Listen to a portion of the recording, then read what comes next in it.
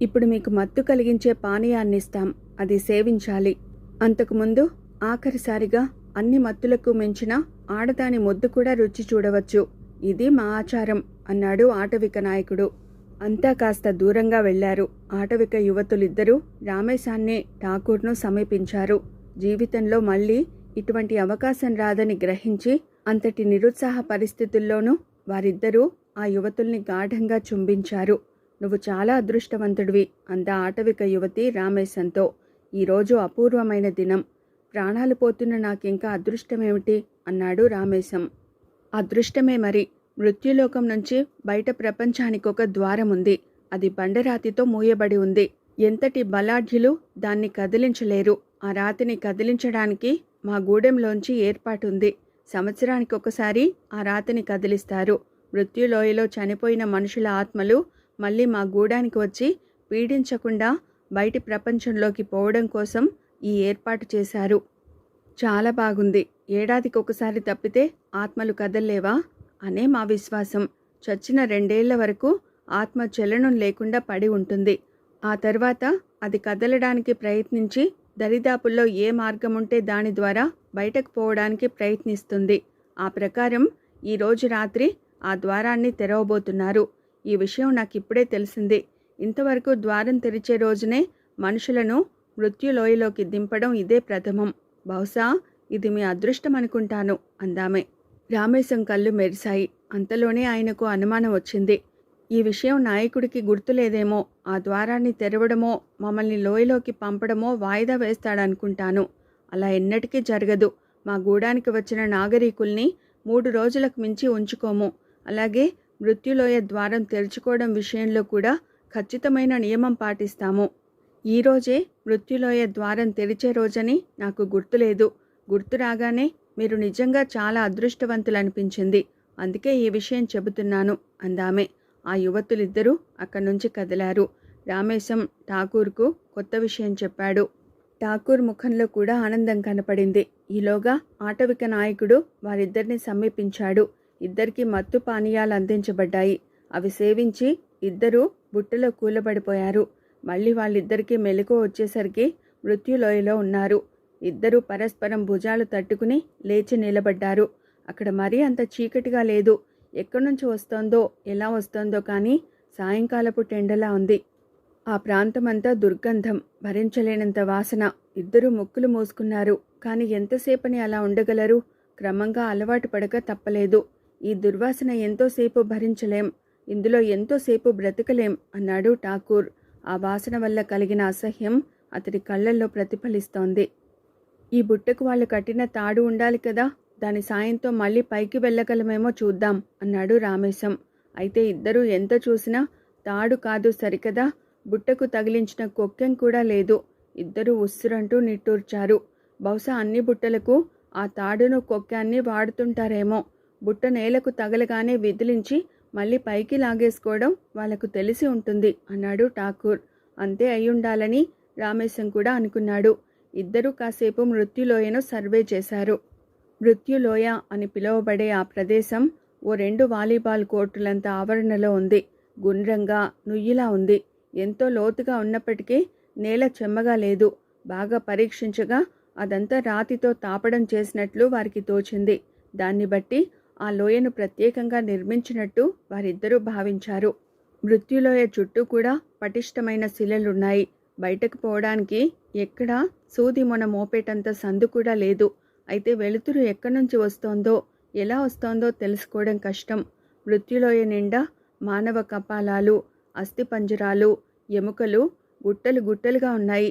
ఎన్నో సంవత్సరాలుగా అక్కడ జరుగుతున్న ఘోర మరణాలకవి ఉదాహరణలుగా కనబడుతున్నాయి. అప్పుడప్పుడే కుళ్ళి కృషించిపోతున్న 3 శవాలను కూడా వాళ్ళు చూశారు. ఆ శవాల ముఖాలు చూద్దామన్నా గుర్తు తెలియకుండా మహాభయంకరంగా ఉన్నాయి. వాటిలో ఒకటి స్త్రీ శవం.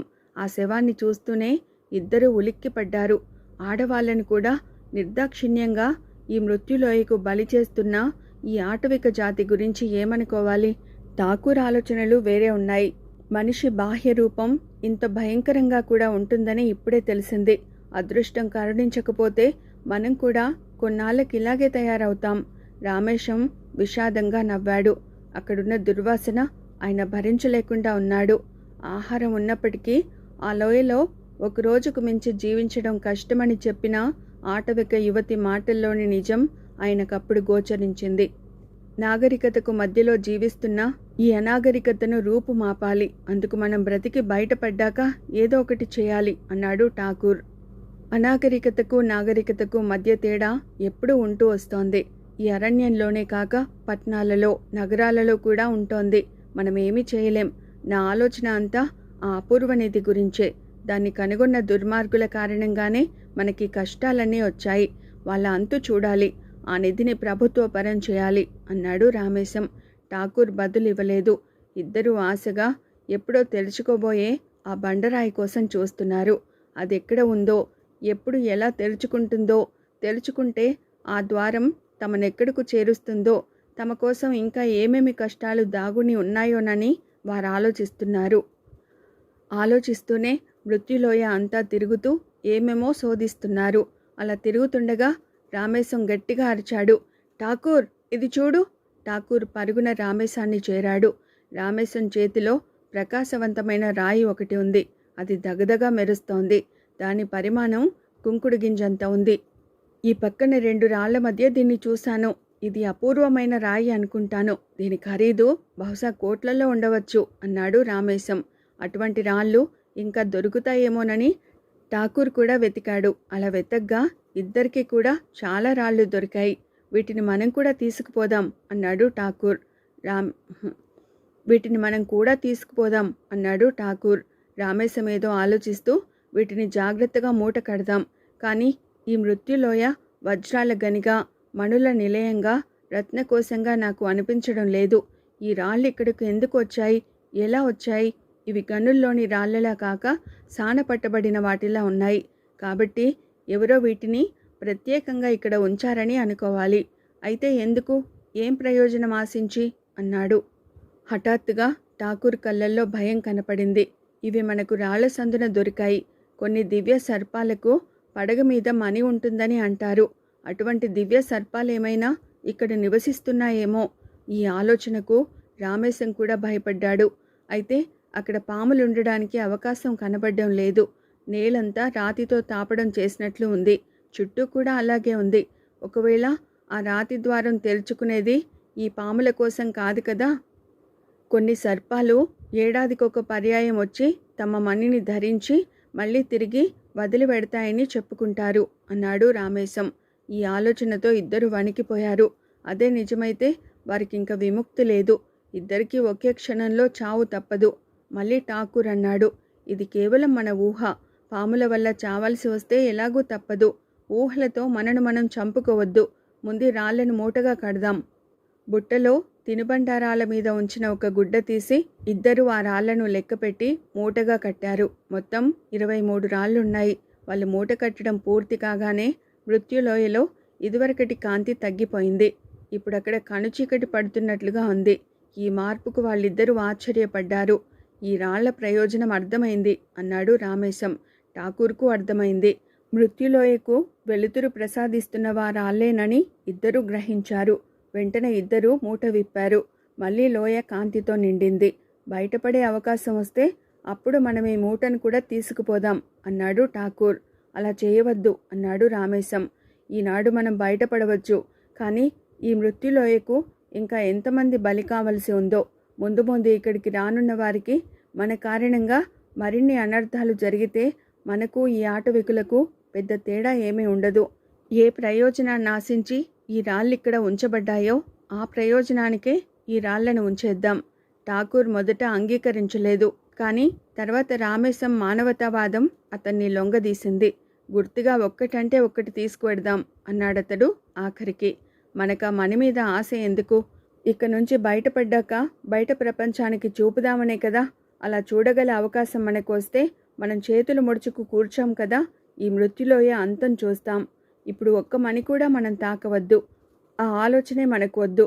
మనం ఈ మనులతో బయటపడి మధ్య మార్గంలో మరణించామనుకో, మనకు మని దక్కదు. మృత్యులోయలో అంధకారానికి దోహదం చేసిన వారమవుతాం. ఒక్క మని కూడా తీసుకుపోకుండా ఉండడం మానవాళికి ప్రస్తుతం మనం చేయగల ఉడతా భక్తి సాయం అన్నాడు రామేశం. నా ఆలోచన అంత దూరం పోలేదు. మరణించేటప్పుడు కూడా మానవాళికి సాయపడాలని చూస్తున్న మీ దృష్టికి జోహార్లు.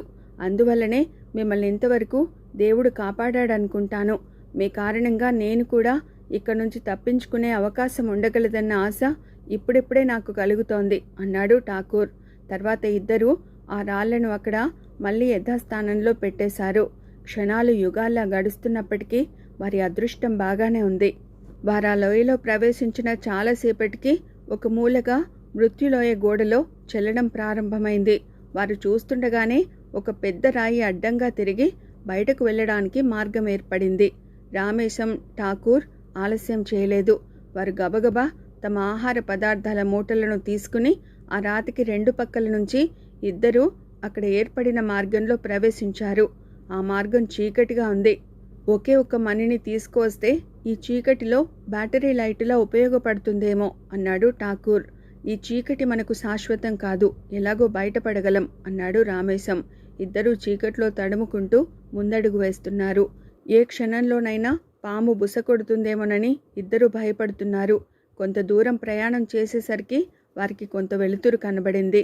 బహుశా మన కష్టాలు గట్టెక్కాయనుకుంటాను. భూభాగం మీదకు వెడతాం.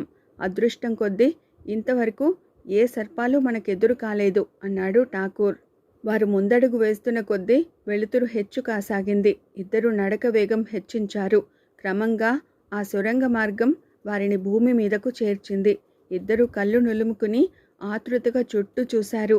అది అరణ్యమే. తాము నడిచిన దూరాన్ని అంచనా వేసుకుంటే రామేశానికి అనిపించిందేమిటంటే ఆటవికుల గూడానికి సమీపంలోనే తాముండి ఉండాలి. ఇప్పుడేం చేయాలి అన్నాడు ఠాకూర్. రామేశమేదో చెప్పబోయి ఆగిపోయాడు. భయంతో ఆయన కళ్ళు ఉబ్బికాయి. చెట్ల చాటు నుంచి 5 ఆటవికులు వచ్చి వాళ్ళిద్దరినీ చుట్టుముట్టారు. మృత్యులోయ నుంచి తప్పించుకుని వచ్చారా? మీ అంత అదృష్టవంతుల్ని మేమెక్కడా చూడలేదు అన్నాడు వాళ్ళల్లో ఒకడు. మీకేమీ భయం లేదు. మిమ్మల్ని క్షేమంగా మీరు కోరిన ప్రాంతం చేరుస్తాం అన్నాడు ఇంకో ఆటవికుడు. ఇటొచ్చి మీ అదృష్టానికి ఇంకో పరీక్ష ఉంది అన్నాడు మరో ఆటవికుడు. ఏమిటది అన్నాడు రామేశం నీరసంగా. పరీక్షల మీద పరీక్షలు జరిగాయి ఇంతవరకు. 5కి 2 మిగిలారు. ఎంతో మానసిక వేదనను అనుభవించారు. ఇంకా పరీక్షలకు తట్టుకునే ఓపిక కూడా లేదు. మిమ్మల్ని ఇద్దరినీ సోదా చేస్తాం. మృత్యులోయలో అపురూపమైన మణులున్నాయి. లోయకు వెలుతురునివ్వడం కోసం మా వాళ్ళ రాళ్ళను అక్కడ ఉంచారు. అయితే అందులోంచి బయటపడ్డ వాళ్లకు వాటి మీద ఆశ ఉండవచ్చు. అందుకని వాటిని అపహరించాలనుకోవచ్చు. అలాంటి ఆశపోతులను మేం క్షమించం. మా దేవత వాళ్లకు నిర్ణయించింది మరణశిక్ష ఒక్కటే. మీ ఇద్దరిలో ఎవరి వద్ద ఆ మణి ఉంటే ఆ మనిషి గుండెల్లో 5 బల్లాలు ఒక్కసారి దిగబడతాయి. అలా మణి లేని పక్షంలో మీరు కోరిన సురక్షిత ప్రాంతానికి మిమ్మల్ని చేరుస్తాం అన్నాడు ఒక ఆటవికుడు. ఆ మాటలు విని అర్థం ఠాకూర్కి చెప్పి రామేశం తృప్తిగా నిట్టూర్చాడు. ఇన్నాళ్లకు ఒక మానవతావాదం తనను రక్షిస్తోందన్నమాట. ముందు నన్ను సోదా చేయండి అంటూ ఆయన ముందుకు వెళ్ళాడు. రామేశాన్ని వాళ్ళు సోదా చేస్తుంటే ఠాకూర్ గుండెలు భయంతో విలవిల్లాడిపోతున్నాయి. అప్రయత్నంగా అతడి చేతులు జేబులోకి వెళ్ళబోయాయి. ఆటవికులతన్ని శ్రద్ధగా గమనిస్తున్నారు. ఇద్దరు చటుక్కున ముందరకు వచ్చి అతడి 2 చేతులు బలంగా పట్టుకున్నారు. ప్లీజ్ నన్ను వదిలిపెట్టండి అన్నాడు ఠాకూర్ హిందీలో. రామేశాన్ని సోదా చేయడం పూర్తయింది. నువ్వు నిజంగా అదృష్టవంతుడివి అన్నాడు ఆయన్ని సోదా చేసిన ఆటవికుడు. 2 ఆటవికులు ఠాకూర్ని సమీపించారు. ఠాకూర్ రామేశాన్ని ఉద్దేశించి, నా అంత్యకాలం సమీపించింది. నీ మాట చెవిన పెట్టక ఒకే ఒక్క మణి నా జేబులో దాచాను. నా కొడుకు చిరునామా గుర్తుంది కదా? తప్పకుండా వెళ్ళి వాడిని కలుసుకుని ఈ కథంతా చెప్పు. నా చావుకు ప్రతీకారం తీరేదాకా నా ఆత్మ శాంతించదని వాడికి చెప్పు అన్నాడు. అతడి కళ్ళల్లో కొట్టొచ్చినట్టు కనబడుతోంది ప్రాణభీతి. రామేశం జాలిగా చూశాడు ఠాకూర్ వంక. ఇన్ని కష్టాలు గడిచి గట్టెక్కాక ఈ విధంగా ప్రాణాలు పోగొట్టుకుంటున్నందుకు నాకు చాలా బాధగా ఉంది. ఏం చేసేది? దేవుడు నన్ను చిన్నచూపు చూశాడు అన్నాడు ఠాకూర్ మళ్ళీ. ఆటవికులు అతన్ని సోదా చేయడం ప్రారంభించారు. అతడు మణి ఉంచిన జేబు తప్ప మిగతా సోదా పూర్తయింది. మణి ఉంచిన జేబులోకి ఆటవికుడి చేతులు వెడుతుంటే తన జీవితం ముగిసినట్లే భావించి కళ్ళు మూసుకున్నాడు ఠాకూర్. ఉరికంబం ఎక్కిన నేరస్తుడి భావాలు అతడి మెదడులో చోటు చేసుకోసాగాయి. నువ్వు అదృష్టవంతుడివే అన్న మాట విని ఆశ్చర్యంగా కళ్ళు తెరిచాడు ఠాకూర్. ఆటవికులు అతడి వంక ఆప్యాయంగా చూస్తూ, ఎందుకలా కంగారు పడ్డావు? నీ దగ్గర కూడా మనీ లేదు. మీ ఇద్దరూ ఎక్కడికి వెళ్ళాలనుకుంటున్నారో చెప్పండి, వదిలిపెడతాం అన్నాడు. అది కలో వైష్ణవ మాయయో అర్థం కాలేదు. తన చేతులతో తను జేబులో మనీని వేశాడు. తన అదృష్టం కొద్దీ జేబుకు చిల్లి ఉండి అదెక్కడో పడిపోయి ఉంటుంది. ఏది ఏమైతేనేం తన ప్రాణాలు రక్షించబడ్డాయి. అంతటి సంతోషం ఠాకూర్ జీవితంలో ఎన్నడూ పొంది ఉండడు. గంగాపురం అన్నాడు రామేశం. ఆటవికుడి ముఖంలో కంగారు కనపడింది. గంగాపుర వాసులకు మీరు శత్రువులు. వారు మాకు మిత్రులు కాబట్టి మీరు మాకు శత్రువులు. వారి శత్రువులను మేము ప్రాణాలతో వదిలిపెట్టడం జరగదు. మీది అరుదైన అదృష్టం. మిమ్మల్ని వదిలిపెట్టడం అన్నది మేము స్వతంత్రించి చేస్తున్న పని. మిమ్మల్ని మేమిలా వదిలిపెట్టినట్లు గంగాపుర వాసులకు తెలిస్తే వారికి మాకు గొడవలు వస్తాయి. అది మాకిష్టం లేదు. కాబట్టి ఇంకేదైనా ప్రాంతం చెప్పండి. అయితే రాజమండ్రికి దారి చెప్పండి, మేం పోతాం అన్నాడు రామేశం.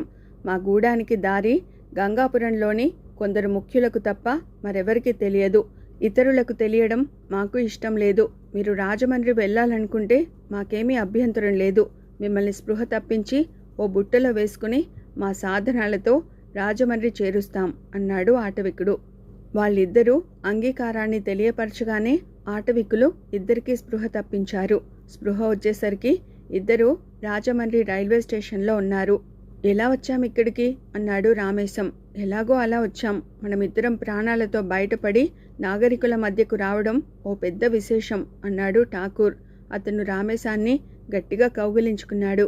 రామేశం నెమ్మదిగా కౌగిలి విడిపించుకుని, ఏమిటిది ఠాకూర్ అన్నాడు. ఆటవికులు నన్ను సోదా చేస్తున్నప్పుడే నా ప్రాణాలు పోయాయనుకున్నాను. నీ మాటలు విననందుకు ఎంత పశ్చాత్తాపం కలిగిందో చెప్పలేను. చేతులారా చావును కోరి తెచ్చుకున్నానని నన్ను నేనే నిందించుకున్నాను. నేను చేసిన తప్పు చేయకుండా నీ ప్రాణాలు నువ్వు రక్షించుకోగలిగినందుకు నీ మీద నాకు అసూయ కూడా కలిగింది అన్నాడు ఠాకూర్. రామేశం నవ్వి, ఆ రాళ్ళు తీయకపోవడం మన ప్రాణాలను కాపాడుతుందని నాకు తెలియదు. నాకు జీవితంలో ఇదొక అపూర్వ అనుభవం. నీ దృష్టి ఆ రాళ్ల మీద పడిందని, ఎలాగైనా వాటిల్లో ఒకదాన్నైనా పొందాలనుకుంటున్నావని నీ ముఖం చూసి నేను గ్రహించాను. 1000 కళ్ళతో నిన్ను కనిపెడుతున్న నేను ఒక మణిని నీ జేబులోకి జారవిడవడం గమనించాను.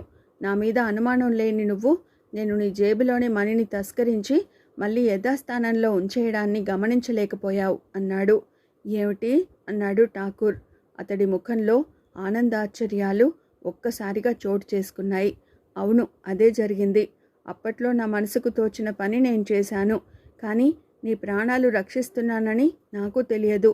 అయినా ప్రాణాలు పోతాయని తెలుసుంటే నువ్వు ఆ పని చేసుండేవాడివి కాదు కదా అన్నాడు రామేశం. రామేశం, నువ్వు నా ప్రాణదాతవు అంటూ ఆయన 2 చేతులు పట్టుకున్నాడు ఠాకూర్. అంతకు మించి ఏమనడానికి అతడి నోట మాట రాలేదు. అతడి కళ్ళల్లోంచి అశ్రు బిందువులు ధారగా వర్షిస్తున్నాయి. తను చేసిన ఒకే ఒక్క పొరపాటు తన ప్రాణాలు తీయవలసింది.